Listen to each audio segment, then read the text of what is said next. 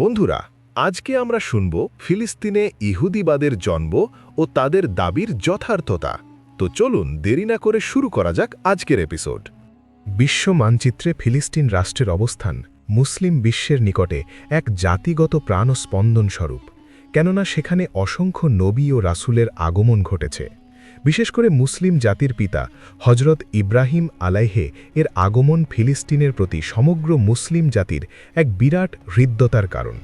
কিন্তু খ্রিস্টান ও ইহুদি সাম্রাজ্যবাদ মুসলিম বিশ্বকে বিমূঢ় ও হতবাক করে ১৯১৮ সালে ফিলিস্তিন ভূখণ্ডের একাংশকে ইহুদিদের স্বাধীন আবাসভূমি হিসাবে ঘোষণা করে। শুরু হয় মুসলিমদের উপর অত্যাচারের স্টিম রোলার, ঘোষিত হয় ফিলিস্তিনে মুসলমান উজাড়ের পরিকল্পনা। অবশেষে জোটবদ্ধ হয় পাশ্চাত্যের সকল দেশ ও জাতি। ফিলিস্তিনে ইহুদিবাদের জন্ম ও তাদের দাবির যথার্থতা কতটুকু তা বিশ্লেষণ করা হলো। ইহুদিবাদের পরিচয়। ইহুদি সম্প্রদায় বিভিন্ন খেতাবে পরিচিত। মহান আল্লাহ পবিত্র কোরআনে তাদেরকে বনি ইসরাইল, আহলে কিতাব ও ইহুদি বলে আখ্যায়িত করেছেন।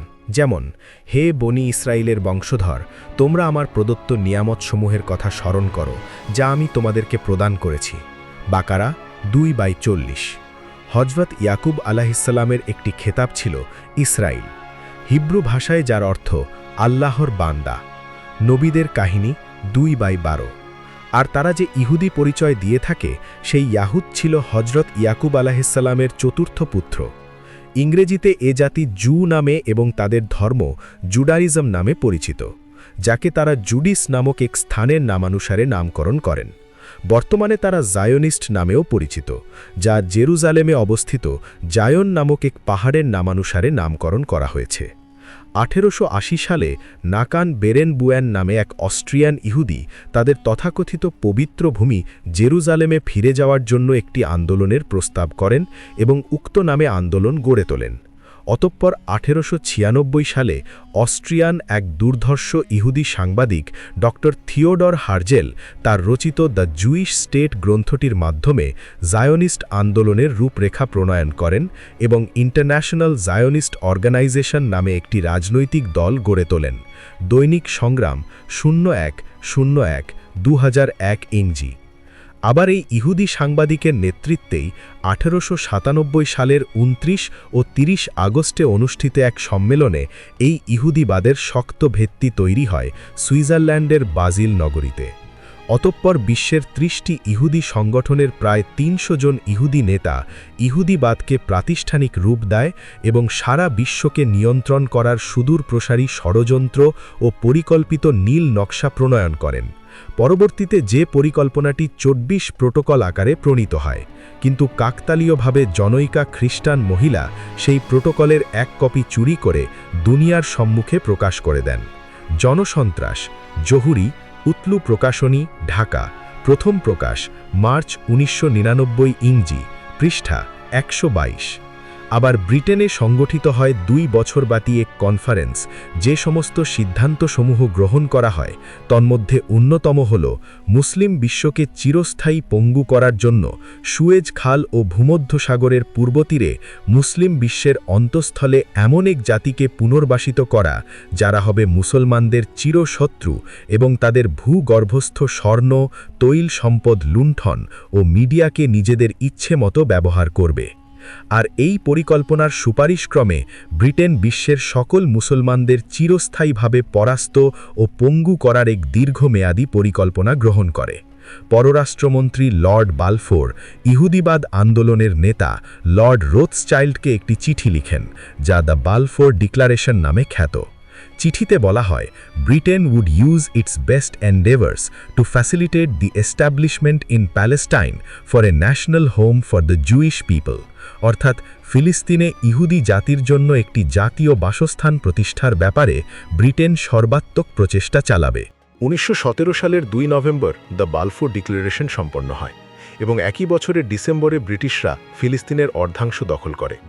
অতঃপর 1918 সালের সেপ্টেম্বরে তারা পুরো ফিলিস্তিন দখল করে নেয়।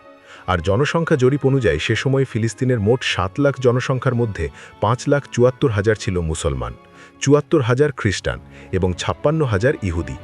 এছাড়া সেমমে 50,000 ইহুদি রাশিয়া, জার্মান, দক্ষিণ আফ্রিকা, ইয়েমেন, ভারত ও চীন থেকে আগমন করে ফিলিস্তিনে পুনর্বাসিত হয়।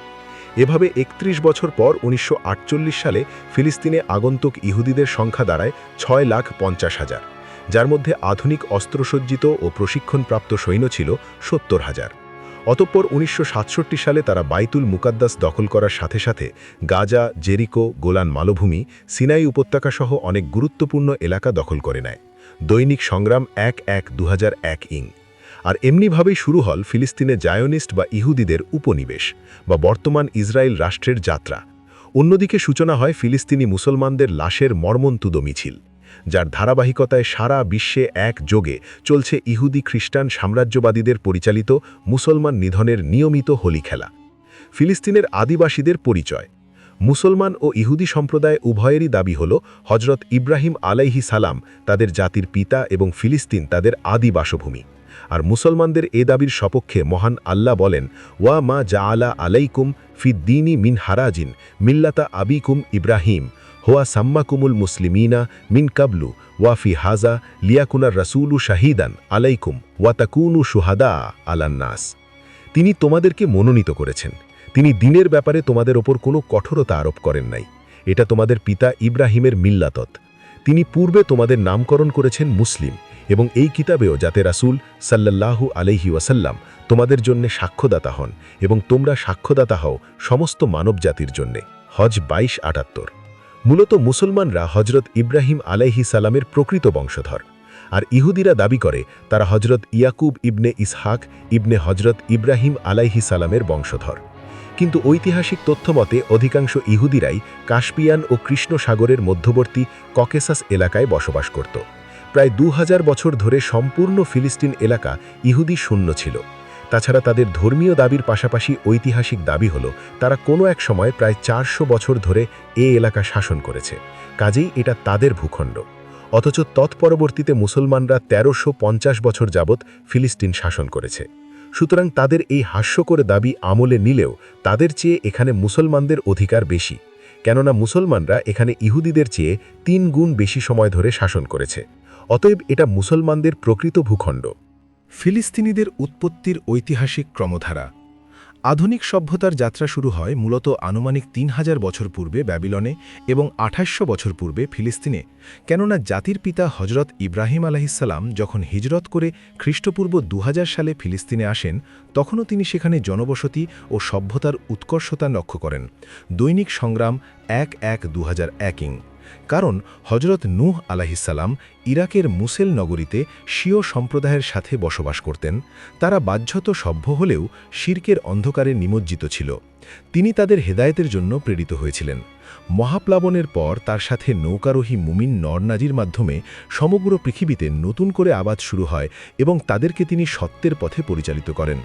এই কারণেই তাকে আবু আল বাশার আসসানি বা মানবজাতির দ্বিতীয় পিতা বলা হয়। নবীদের কাহিনী 1/53 পৃষ্ঠা। আর তিনিই ছিলেন পৃথিবীর প্রথম রাসূল। মুত্তাফাক আলাইহ, মিশকাত হা 5572। পৃথিবীর সমস্ত মানবজাতি একই ভূখণ্ডে বসবাস করত এবং পরবর্তীকালে তাদের চাহিদা মতো পৃথিবীর বিভিন্ন চারণভূমিতে ছড়িয়ে পড়ে। সিরাতে সারোয়ারে আলম 2/6 পৃষ্ঠা। মহান আল্লাহ বলেন, ওয়া জাআলনা যুররিয়াতাহু হুমুল বাক্কিন, অর্থাৎ আমরা নূহের বংশধরগণকেই অবশিষ্ট রেখেছি। সাফফাত 37/77। অর্থাৎ নূহের মহাপ্লাবনের পর কেবল তার 3 পুত্রসহ মুমিন নরনারীগণই অবশিষ্ট ছিল। ঐতিহাসিকদের মতে সবচেয়ে পুরাতন জাতি হল সেমিটিক জাতি। সেমিটিক শব্দটি আদি বাইবেলে সেম হতে উদ্ভূত বলে উল্লেখিত হয়েছে। বাইবেল, কোরআন ও বিজ্ঞান 51 পৃষ্ঠা। হজরত নূহ আলাইহিসসালামের জ্যৈষ্ঠ পুত্র সাম বা শামের বংশধর সেমিটিক জাতি নামে পরিচিত। তিনি ছিলেন আবুল আরব বা আরব জাতির পিতা। আর তার বংশধরগণের মধ্যেই হজরত ইব্রাহিম, ইসমাইল আলাইহিসসালামদের মতো বিশ্ববিশ্রুত মহান ব্যক্তিদের আবির্ভাব। আর ইসমাইল আলাইহিসসালামের বংশধর ছিলেন মানব জাতির শ্রেষ্ঠ সন্তান, বিশ্ব মানবতার মুক্তির দূত, শেষ নবী হজরত মোহাম্মদ সাল্লাল্লাহু আলাইহি ওয়াসাল্লাম। নবীদের কাহিনী 1/52 পৃষ্ঠা। সৈয়দ আমির আলীর মতে সেমিটিক জাতির আদি বাসস্থান মেসোপটেমিয়া। আনুমানিক খ্রিস্টপূর্ব ৩৮০০ সালে ব্যাবিলন সভ্যতার বিকাশ লাভ করে এবং খ্রিস্টপূর্ব ৩৫০০ হতে ৫০০ সালের মধ্যে তারা বিভিন্ন দলে বিভক্ত হয়ে মেসোপটেমিয়া থেকে ফুরাত দজলা উপত্যকা, সিরিয়া, ফিলিস্তিন, সিনাই এলাকাসহ পৃথিবীর বিভিন্ন ভূমিতে ছড়িয়ে পড়ে। ইসলামের ইতিহাস ৩ থেকে ৫। খ্রিস্টপূর্ব ২৮০০ থেকে ২৫০০ সালের মাঝে বনু কেনান ফিলিস্তিনে এসে স্থায়ী বসতি স্থাপন করে, আর এটা ঘটেছিল বনি ইসরায়েলদের আসার ১৫০০ বছর পূর্বে। বাইবেল, কোরআন ও বিজ্ঞান ২০ থেকে ২২ পৃষ্ঠা। আবার আনুমানিক খ্রিস্টপূর্ব ১৪৪৬ থেকে ১৪২৩ সালের মধ্যবর্তী সময় হজরত মুসা আলাইহিসসালাম ফেরাউনকে তাওহীদের প্রতি দাওয়াত দিতে থাকেন, কিন্তু আল্লাহর গজবের শিকার হয়ে খ্রিস্টপূর্ব ১৪২৩ সালে ফেরাউন ও তার দলবল সকলেরই সাগরে ডুবে সলিল সমাধি হয়। অতঃপর হজরত মুসা আলাইহিসসালাম খ্রিস্টপূর্ব ১৩৮৬ সাল পর্যন্ত রসুল হিসাবে বনি ইসরায়েলদের প্রতিনিধিত্ব করেন এবং তবিহ প্রান্তরে ৪০ বছর বন্দী অবস্থায় থাকাকালে খ্রিস্টপূর্ব ১৩৮৬ সালে মারা যান। নবীদের কাহিনী ২/১৪ থেকে ১৫ পৃষ্ঠা। খ্রিস্টপূর্ব ১০৯১ সালে শামুয়েল নবী তালুতকে তাদের বাদশাহ বানিয়ে দেন। খ্রিস্টপূর্ব ১০৯১ থেকে ১০৭৫ সালে তালুত সিরাতে সারওয়ারে আলম ২/৬৬ পৃষ্ঠা। খ্রিস্টপূর্ব ১০৭৫ থেকে ১০১৫ সালে হজরত দাউদ আলাইহিসসালাম এবং তার পুত্র হজরত সুলাইমান আলাইহিসসালাম খ্রিস্টপূর্ব ১০১৫ থেকে ৯৭৫ সাল পর্যন্ত দীর্ঘ প্রায় ১০০ বছর পর্যন্ত শাসন করেন। নবীদের কাহিনী ২/১৬৪ পৃষ্ঠা। এছাড়াও খ্রিস্টপূর্ব ৮ম শতাব্দীতে ৭৮৭ থেকে ৭৩৫ সাল পর্যন্ত আমুস নবী ও ৭৩৫ থেকে ৭৪৫ সাল পর্যন্ত হোসি নবী ইহুদিদের বারবার সাবধান করেন। সিরাতে সারওয়ারে আলম ২/৬৯ পৃষ্ঠা। কিন্তু খ্রিস্টপূর্ব ৭২১ সালে সামারিয়ার পতনের মধ্য দিয়ে ইহুদি রাজত্বের পরিসমাপ্তি ঘটে। বাইবেল, কোরআন ও বিজ্ঞান ২১ পৃষ্ঠা। খ্রিস্টপূর্ব ৫৮৭ সালে ইহুদিদের পরপর ২ বার নির্বাসিত হতে হয়। খ্রিস্টপূর্ব ৫৬০ সালে তারা ব্যাবিলন বাদশাহ বুখতে নচরের বিরুদ্ধে বিদ্রোহ করে, ফলে বুখতে নচর আবারও তাদেরকে আক্রমণ করে ব্যাপক হত্যাযজ্ঞ ও লুটতরাজ চালায়। আর এই ঘটনাটি ঘটেছিল হজরত সুলাইমান আলাইহিসসালাম কর্তৃক বাইতুল মুকাদ্দেস মসজিদ নির্মাণের প্রায় ৪১৫ বছর পর। তাফসির মাআরেফুল কোরআন ৭৬৬ পৃষ্ঠা। এই আক্রমণে জেরুজালেমের পতনের মধ্য দিয়ে শুরু হয় ইহুদি সাম্রাজ্যের পতন এবং তা খ্রিস্টপূর্ব ৫৩৮ মতান্তরে ৫৩১ সালে ইরানি সম্রাট সাইরাসের খসরুর ঘোষণায় ইহুদিদের ব্যাবিলন নির্বাসনের পরিসমাপ্তি ঘটে। এরপর আলেকজান্ডার দ্য গ্রেট পারস্য সাম্রাজ্য দখল করেন এবং খ্রিস্টপূর্ব ৩২৩ সালে আলেকজান্ডারের মৃত্যুর পর তার সকল সাম্রাজ্যকে বিভক্ত করা হয়। এদের একজন সেলিউকাস একটি রাজবংশ প্রতিষ্ঠা করেন, যারা খ্রিস্টপূর্ব ২০০ সালে ফিলিস্তিনের নিয়ন্ত্রণ লাভ করে। মাসিক পৃথিবী, জানুয়ারি ২০৫১ পৃষ্ঠা। খ্রিস্টপূর্ব ১৭০ সালে অ্যান্তাকিয়া শহরের প্রতিষ্ঠাতা সম্রাট ইহুদিদের উপর আক্রমণ করে ৪০,০০০ ইহুদি হত্যা করে এবং ৪০,০০০কে বন্দী করে গোলাম বানায়। তাফসির মারিফুল কোরআন ৭৬৬ পৃষ্ঠা। এরপর সেলিউসিড নামক নতুন শাসকরা ইহুদিবাদ অনুশীলন নিষিদ্ধ করে এবং এর ফলে ফিলিস্তিনে ইহুদিরা বিদ্রোহ করে।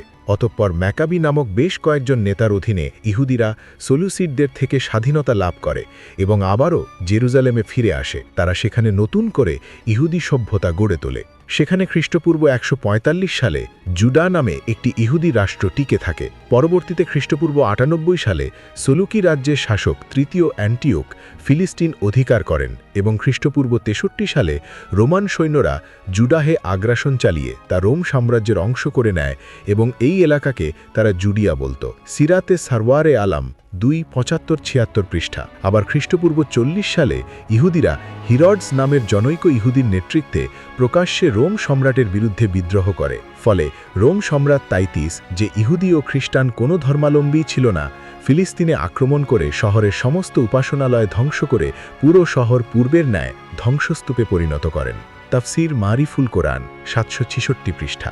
এরপর ৭০ থেকে ১৩২ সালে টিটিস সামরিক শাসন প্রয়োগ করে কঠোর হস্তে বিদ্রোহ দমন করেন। পরিশেষে তিনি ইহুদিদের আবারও পতন ঘটান এবং সেখানে ইহুদিদের 1,33,000 লোক নিহত হয় ও 67,000 লোক বন্দী হয়ে কৃতদাসে পরিণত হয়। সিরাতে সারওয়ারে আলম 2:75-76 পৃষ্ঠা। আবারও 135 সালে রোমানরা ইহুদিদেরকে ফিলিস্তিন থেকে বিতাড়িত করে। সে সময় তারা এই এলাকার নামকরণ ফিলিস্টিয়ার পরিবর্তে ফিলিস্তিন করে। ইহুদিরা এই সময় স্থায়ীভাবে ফিলিস্তিন ছেড়ে পালিয়ে যায়। পরবর্তীতে 500 বছর ফিলিস্তিন রোমান সাম্রাজ্যের অঙ্গীভূত হয়ে থাকে। মাসিক পৃথিবী জানুয়ারি 2052 পৃষ্ঠা। এভাবে ফিলিস্তিনে ইহুদিদের প্রভাব এমনভাবে বিলুপ্ত হয়ে যায় যে বিগত প্রায় 2000 বছর ধরে তারা মাথা তুলবার কোনো সুযোগ পায়নি। সিরাতে সারওয়ারে আলম 2:131-33 পৃষ্ঠা।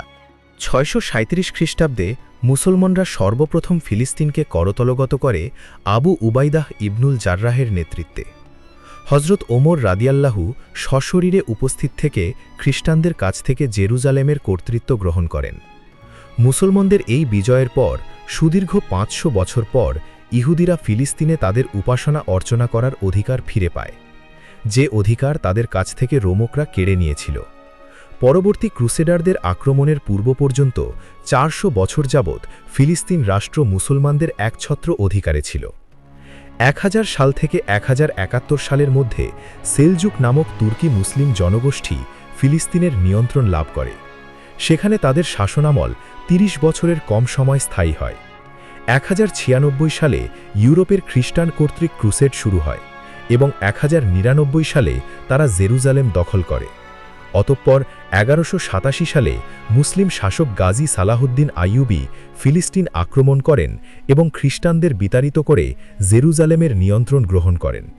1200 শতকের মাঝামাঝি মামলুক নামক মিশরীয় শাসকরা একটি সাম্রাজ্য প্রতিষ্ঠা করে, যাতে একসময় ফিলিস্তিনকে অন্তর্ভুক্ত করা হয় এবং তারা 1517 সাল পর্যন্ত শাসন ক্ষমতায় থাকে। 1800 সালে পূর্ব ইউরোপে ইহুদিরা চরম নিপীড়নের শিকার হলে তারা ইহুদি উদ্বাস্তু হয়ে গণহারে দেশান্তরিত হয়ে ফিলিস্তিনে আশ্রয় গ্রহণ করতে থাকে। 1880 সালে ফিলিস্তিনে বসবাসরত ইহুদিদের সংখ্যা দাঁড়ায় প্রায় 25,000-এ। এ সময় তারা জায়নবাদ নামক একটি আন্দোলন গড়ে তোলে। এরপর 1914 সালে ইহুদিদের সংখ্যা বৃদ্ধি পেয়ে দাঁড়ায় প্রায় 85,000-এ। আর তখন সে সময়ে মুসলমান ফিলিস্তিনের সংখ্যা ছিল প্রায় 7 লক্ষ। 1917 সালে ব্রিটেন তার যুদ্ধ প্রচেষ্টায় ইহুদি সমর্থন লাভের জন্য দ্য ব্যালফোর ডিক্লারেশন প্রকাশ করে, যা 1918 সালে ফিলিস্তিন ভূখণ্ডে ইহুদিদের জন্য একটি জাতীয় আবাসভূমি গড়ে তোলার পক্ষে জোরালো সমর্থন করে। দৈনিক সংগ্রাম 1/2001 ইং। অতঃপর 1920-1923 সালে ফিলিস্তিনের বিভিন্ন ভূখণ্ড ইহুদিরা দখল করে নেয় এবং আরবরা ইহুদি বসতি স্থাপনের বিরোধিতায় আন্দোলন গড়ে তোলে। সিরাতে সারওয়ারে আলম 2:13-6। আবার 1930 সালে জার্মানিতে ইহুদি নির্যাতনের ফলে বিপুল সংখ্যক ইহুদি উদ্বাস্তু হয়ে ফিলিস্তিনে আশ্রয় গ্রহণ করে। 1936 থেকে 1939 সালের মধ্যে ফিলিস্তিনের মুসলমানরা ও আরব বিশ্ব ব্রিটিশদের বিরুদ্ধে বিদ্রোহ করে।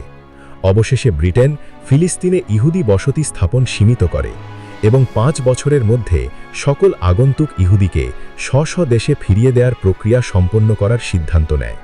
কিন্তু ইহুদিরা এই সিদ্ধান্তকে চরমভাবে প্রত্যাখ্যান করে। দৈনিক সংগ্রাম 1/2001 ইং। অতঃপর দ্বিতীয় বিশ্বযুদ্ধকালে 1939 থেকে 1945 সালে যুদ্ধ শেষের প্রাক্কালে নাৎসিরা প্রায় 60 লক্ষ ইউরোপীয় ইহুদিকে হত্যা করে। বেঁচে যাওয়া ইহুদিরা অনেকেই বিদেশে উদ্বাস্তু হয়। ফলে 1947 সালে ব্রিটেন জাতিসংঘের নিকট ফিলিস্তিনের সমস্যা নিরসনের জন্য চূড়ান্তভাবে আহ্বান জানায়। ফিলিস্তিনকে আন্তর্জাতিক নিয়ন্ত্রণে রাখার আহ্বানে জাতিসংঘের সাধারণ পরিষদ 1947 সালের 29 নভেম্বর একটি পরিকল্পনা গ্রহণ করে। ফলশ্রুতিতে 1948 সালে মে মাসের 4 তারিখে ইহুদিরা স্বাধীন ইসরায়েল রাষ্ট্রের ঘোষণা করে এবং ব্রিটিশরা ফিলিস্তিন থেকে প্রত্যাবর্তন করে। অতঃপর সেখানে 1951 সালে 7 লক্ষ ইহুদি বসতি স্থাপন করে। 1956 থেকে 1957 সালের আরব ইসরায়েল যুদ্ধ সময় ইহুদিরা ফিলিস্তিনের পশ্চিম তীর ও গাজা উপত্যকা দখল করে। 1967 সালে এবং 1973 সালে আবারও আরব ইসরায়েল যুদ্ধ ছড়িয়ে পড়ে। 1974 সালের জুন মাসে যুদ্ধবিরতি ঘটে এবং 1987 সালের শেষের দিকে ফিলিস্তিনে সহিংসতা ছড়িয়ে পড়ে এবং ইসরায়েলি সৈন্য বিপুল সংখ্যক ফিলিস্তিনিকে হত্যা করে। মাসিক পৃথিবী জানুয়ারি 2053 পৃষ্ঠ। এভাবেই ফিলিস্তিনে ইহুদিদের উত্থান পতনের ইতিহাস পরিদৃষ্ট হয়। এভাবে গোটা ইহুদি জাতির ইতিহাসে দেখা যায় যে তারা হলো ভীতু, কাপুরুষ, অভিশপ্ত ও হঠকারী এক নিকৃষ্ট জাতি। তাদের এই হঠকারিতার ইতিহাস পবিত্র কোরআনে বারবার বিধৃত হয়েছে। যেমন হজরত মুসা আলাইহিসসালাম বনি ইসরায়েল সম্প্রদায়কে বলেছিলেন, ইয়া কাউমিদ খুলুল আরদাল মুকাদ্দাসাতা আল্লাতি কাতাবাল্লাহু লাকুম ওয়ালা তারতাদ্দু আলা আদবারিকুম ফাতান কালিবু খাসিরিন।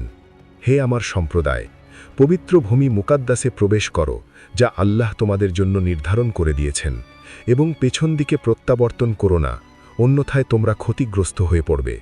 তারা বলল, হে মুসা, সেখানে একটি প্রবল পরাক্রান্ত জাতি রয়েছে, আমরা কখনো সেখানে যাব না যে পর্যন্ত না তারা সেখান থেকে বের হয়ে যায়। তারা যদি সেখান থেকে বের হয়ে যায় তবে নিশ্চয়ই আমরা প্রবেশ করব। মায়েদা 21-22। সুতরাং যে জাতি তাদের পবিত্র ভূমির সম্মান টিকিয়ে রাখার যোগ্যতা রাখে না, তারা এখন কি করে সেই ভূমি নিজেদের বলে দাবি করে? তারা তো নিজেরাই অনীহা প্রকাশ করেছে। এমনকি তারা তাদের নবীর আদেশ পর্যন্ত উপেক্ষা ও অবহেলা করেছে। আর পরবর্তীতে যেহেতু সকল নবী ও তাদের উপর প্রেরিত ঐশী কিতাবে বিশ্বাসী মুসলমানরা ফিলিস্তিন অধিগ্রহণ করেছে এবং মহান আল্লাহর ঘোষণা অনুযায়ী হজরত ইব্রাহিম আলাইহিসসালামের প্রকৃত উত্তরসূত্রী হল এই উম্মতে মুহাম্মাদি, এবং ইসলামের ইতিহাসে বাইতুল মুকাদ্দস মুসলমানদের দ্বিতীয় কেবলা হিসাবে আজও সমাদৃত ও সুপ্রসিদ্ধ।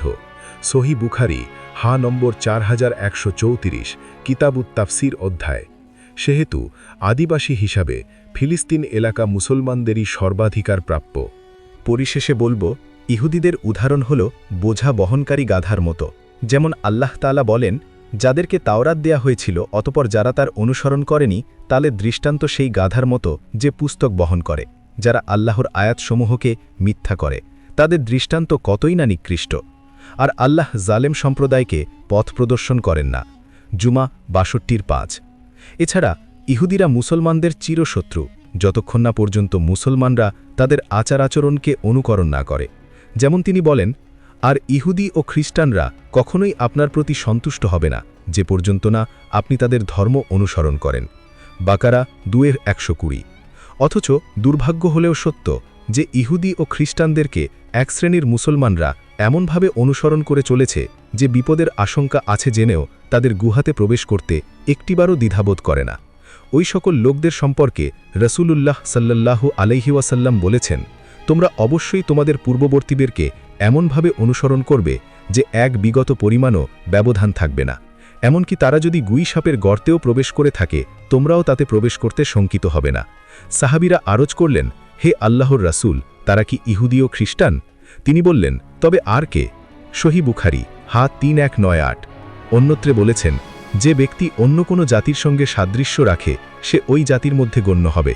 সহি আবু দাউদ 4031। মিশকাত 4347। সুতরাং একথা স্পষ্টতই বলা যায় যে ইহুদিরা কপট জাতি। তারা মুখে এক কথা বলে এবং অন্তরে ভাবে আরেক কথা। তাদের প্রধান লক্ষ্য হল যে কোনো উপায় অবলম্বন করে মুসলমানদের ইমানি ও আকিদা নষ্ট করা। আর ইমানি শক্তি একবার নষ্ট হয়ে গেলে সে মুসলমান দ্বারা যে কোনো অপকর্ম করা সম্ভব। অতএব আমাদের অস্তিত্ব রক্ষার জন্য সচেতনতার সাথে ইহুদিদের কূটচালের হিংস্রতা থেকে আত্মরক্ষা করতে হবে। আসুন আমরা ইহুদিদের কপটতার জাল ভেদ করে সম্মুখপানে অগ্রসর হই, যে পথ সুন্দর, সরল, সুদৃঢ় ও ঋজু। আল্লাহ আমাদের সহায় হন। আমিন। যদি ভিডিওটি আপনার ভালো লেগে থাকে তাহলে লাইক দিন, শেয়ার করুন, আর ইসলামিক এমন আরও ভিডিও পেতে আমাদের চ্যানেলটি সাবস্ক্রাইব করে পাশে থাকুন। আপনাদের ভালোবাসা আর সমর্থনই আমাদের এগিয়ে যাওয়ার অনুপ্রেরণা। সবাইকে অসংখ্য ধন্যবাদ আমাদের সাথে থাকার জন্য। আল্লাহ আপনাদের সবাইকে হেফাজতে রাখুন এবং সঠিক পথে পরিচালিত করুন। আল্লাহ হাফেজ। আজ এই পর্যন্তই, আবার দেখা হবে পরবর্তী কোনো ভিডিওতে।